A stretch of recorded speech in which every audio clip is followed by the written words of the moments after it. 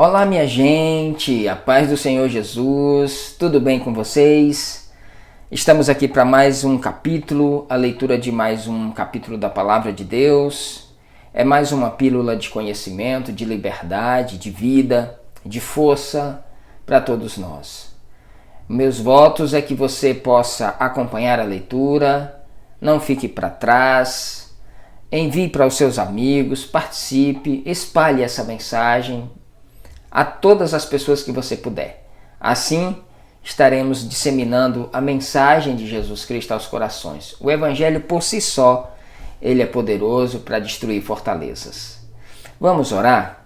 Deus, no nome de Jesus, obrigado pela oportunidade de estarmos na Tua presença, obrigado por esta semana que se inicia, obrigado pelo Teu Espírito, pela Tua Palavra. Orienta-nos conforme a Tua vontade e nos alimenta no nome de Jesus. Amém. Hoje é segunda, dia 19 de outubro de 2020. Vamos retomar a leitura. Atos capítulo 13.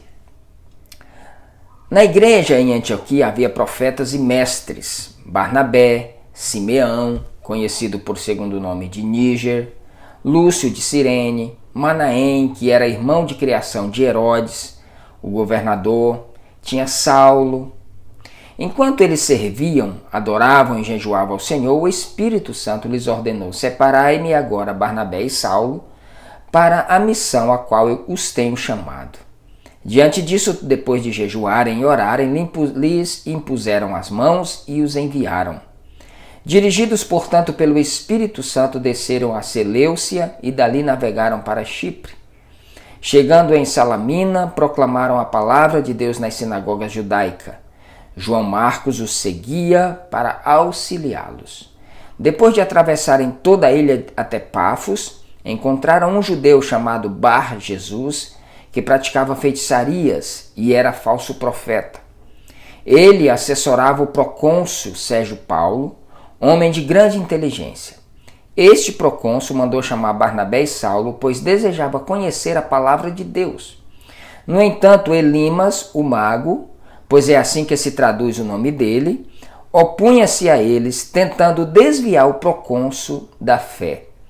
Contanto, Saulo, que traduzido é Paulo, cheio do Espírito Santo, olhando atentamente para Elimas, o repreendeu, dizendo: Tu estás cheio de toda mentira e malignidade, filho do diabo, inimigo de tudo o que é justo. Quando cessarás de perverter os retos caminhos do Senhor? Para que saibas que a mão do Senhor é contra ti, ficarás cego a partir de agora, e não verás a luz do sol por algum tempo. E no mesmo instante, Elimas sentiu como se um nevoeiro o encobrisse, e seus olhos ficaram em trevas. Então, tateando, rogou a quem o pudesse guiar pela mão. O procônsul, observando o que havia acontecido, creu profundamente, impressionado com a doutrina do Senhor. Observe aqui, irmãos, a igreja já tinha se espalhado por todas as regiões ali da Judéia, da Galiléia, cidades vizinhas. Agora o Espírito Santo orienta para que separem Paulo e Barnabé para a missão, para que eles saiam pregando o Evangelho. E aí eles vão passando por diversas regiões e chegando aqui nesta região, eles encontram esse homem chamado Sérgio Paulo, que se interessa pela mensagem do reino de Deus. E aqui esse Elimas, que era um bruxo, um mago, um feiticeiro, tenta impedir que aquele homem ouvisse a mensagem da palavra de Deus. E Paulo, cheio do Espírito Santo, o repreende severamente, e numa atitude para que pudesse ficar notório para todos aqueles que se opunham à mensagem do reino de Deus, o homem fica cego por uma determinação de Paulo. E o interessante é que o desfecho da história mostra que o Sérgio Paulo, ele creu profundamente, impressionado com a doutrina do Senhor. Não foi impressionado com milagre, porque milagre e bruxarias e sinais o Elimas já fazia. Ele ficou impressionado com a doutrina do Senhor. Agora, eu preciso dizer uma coisa. A todo aquele que se opõe ao reino de Deus, a todo aquele que se opõe a alguém, de ser um ouvinte, às vezes uma simples conversa na igreja, no período da mensagem, no período que se cultua, às vezes um simples diálogo, um puxar de conversa ali, ele serve para tirar a atenção e de repente aquela pessoa perde o momento em que a semente seria lançada no seu coração. Tenha muito cuidado com isso. Não se oponha, nem consciente, nem inconsciente, não deixe que o inimigo use a sua vida para que você possa se opor ao Evangelho, ao reino de Deus, aos retos caminhos do Senhor. E é isso que Paulo fala aqui para Elimas. De Pafos, Paulo e seus companheiros navegaram para Pergue, que fica na Panfilha. Então João Marcos os deixou ali e regressaram a Jerusalém. Eles, no entanto, seguiram para além de Pergue e chegaram a Antioquia da Psídia. No dia de sábado entraram na sinagoga e se assentaram. Logo após a leitura da lei dos profetas, os administradores da sinagoga mandaram que lhes fosse feito o seguinte convite: Irmãos, se tendes em vós alguma palavra de encorajamento para nosso povo, dizei-a. Então Paulo, colocando-se em pé, fez sinal com a mão, solicitando a atenção dos presentes, e declarou: Caros israelitas e vós gentios que igualmente temeis a Deus, ouvi. O Deus deste povo de Israel escolheu nossos antepassados e honrou sua gente durante o tempo em que, como estrangeiros, caminharam pela terra do Egito, de onde os libertou com o braço poderoso. O Senhor zelou por eles com paciência no deserto durante cerca de 40 anos. Ele destruiu 7 nações em Canaã e entregou a terra em que habitavam como herança ao seu povo. Isso tudo levou aproximadamente 450 anos, quando então lhes deu juízes até a época do profeta Samuel. Mas o povo lhe rogou por um rei, e Deus lhes concedeu Saul, filho de Quis, da tribo de Benjamim, que reinou pelo espaço de 40 anos. Depois que tirou o reinado de Saul, deu-lhes Davi como rei, sobre quem testemunhou: Achei Davi, filho de Jessé, homem segundo o meu coração. Ele fará tudo conforme a minha vontade. E da descendência desse homem, Deus levantou para Israel o Salvador Jesus, assim como prometera. Antes, porém, da chegada de Jesus, primeiramente veio João, pregando um batismo de arrependimento para todo o povo de Israel. Quando estava para concluir seu ministério, proclamou João: Quem pensais vós ser eu? Não sou eu o Messias. Entretanto, eis que vem após mim aquele cujas sandálias eu não sou digno sequer de desatá-las dos seus pés. Irmãos, descendentes de Abraão e vós não judeus que temeis a Deus, a nós foi enviada essa mensagem de salvação. Pois as pessoas que habitam em Jerusalém e seus governantes não reconheceram a Jesus, contudo, ao executá-lo, cumpriram as palavras dos profetas que são lidas todos os dias de sábado. Mesmo não encontrando motivo legal para condená-lo à sentença de morte, rogaram a Pilatos que o mandasse crucificar. E depois de terem cumprido tudo o que a respeito dele estava escrito, tirando-o do madeiro, depositaram em um sepulcro. No entanto, Deus o ressuscitou dentre os mortos. E durante muitos dias, ele foi visto por muitos que tinham ido em sua companhia da Galiléia para Jerusalém. Essas pessoas agora são suas testemunhas diante do povo.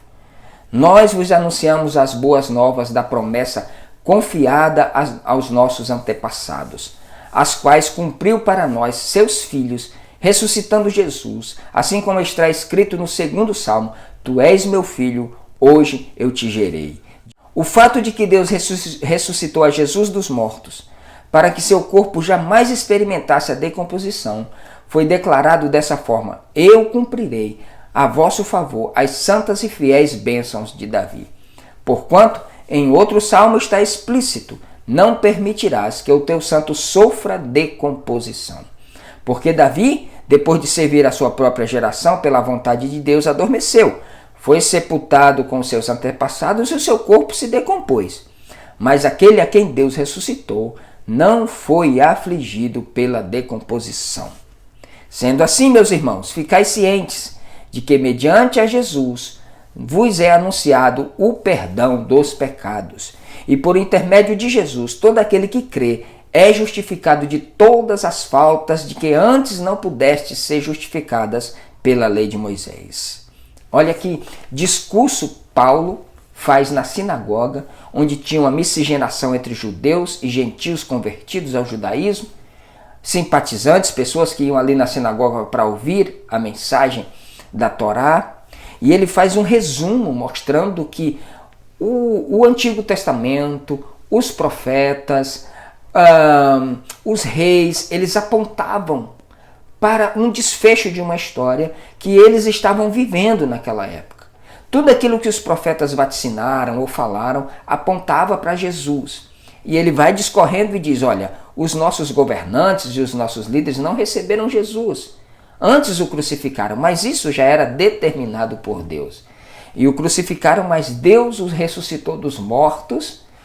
E agora nós trazemos esta mensagem de que todo aquele que abraçar esse Jesus, que recorrer a esse Jesus com arrependimento no seu coração, terá perdão de todo o pecado que a lei não podia cobrir, esse pecado não podia perdoar. Em Cristo Jesus, todo o pecado é perdoado. Versículo 40.